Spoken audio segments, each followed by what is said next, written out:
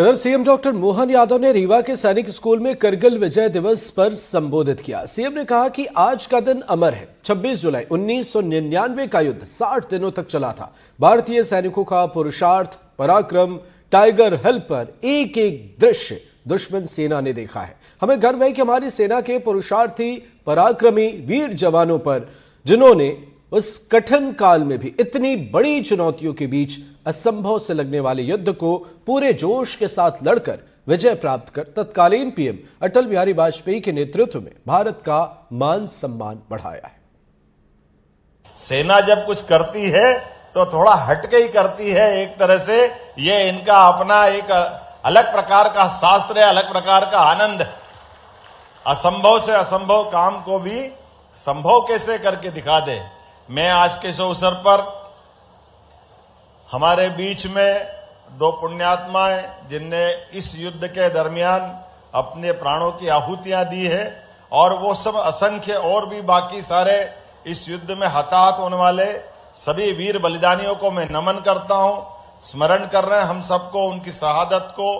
कारगिल दिवस 26 जुलाई 1999 का वो अमर दिन, और वो घटनाक्रम भी 60 दिन तक वो युद्ध चला। भारतीय सैनिकों का पुरुषार्थ, पराक्रम, वो टाइगर हिल, वो उस समय के एक एक दृश्य, और दुश्मन कितना चालाक था, कितनी हाइट पे था, कैसी उनने चालाकी की है।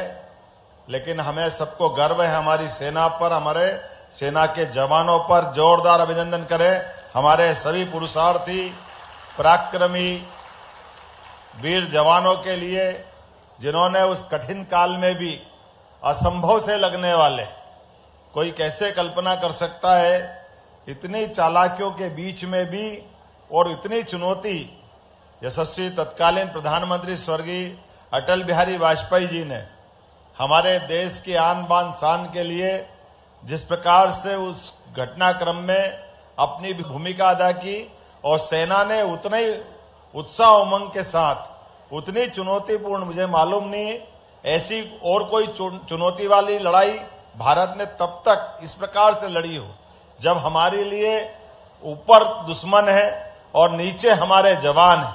और इसे सब कठिन समय में भी भारत का मान बढ़ाया, सम्मान बढ़ाया। कितनी कुशल ट्रेनिंग है, कितने प्रकार के मनोभाव है। गणतंत्र के अंदर, लोकतंत्र के अंदर कई बार ऐसे अवसर आए, लेकिन सेना ने, जैसे समुद्र अपनी मर्यादा नहीं तोड़ता है, ऐसी सेना अपनी मर्यादा नहीं तोड़ती है।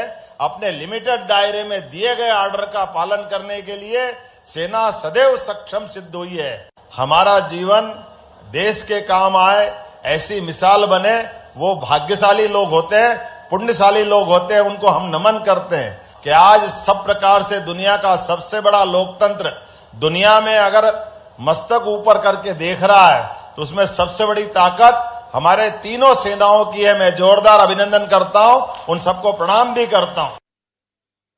और खबर राजधानी भोपाल से, जहां एमडी ड्रग्स केस में बड़ा खुलासा हुआ है। हथियारों की भी तस्करी करता था यासीन अहमद। आरोपी ड्रग तस्कर यासीन अहमद को लेकर खुलासा हुआ है। गिरफ्त में आए आरोपी जग्गा ने खुलासा किया है। क्राइम ब्रांच आरोपियों से पूछताछ में जुटी है। तो यह अहम तस्वीरें राजधानी भोपाल से आपको दिखा रहे हैं, जहां एमडी ड्रग्स केस में बड़ा खुलासा हुआ है। हथियारों की भी तस्करी करता था यासीन अहमद, और गिरफ्त में आए आरोपी जग्गा ने यह खुलासा किया है।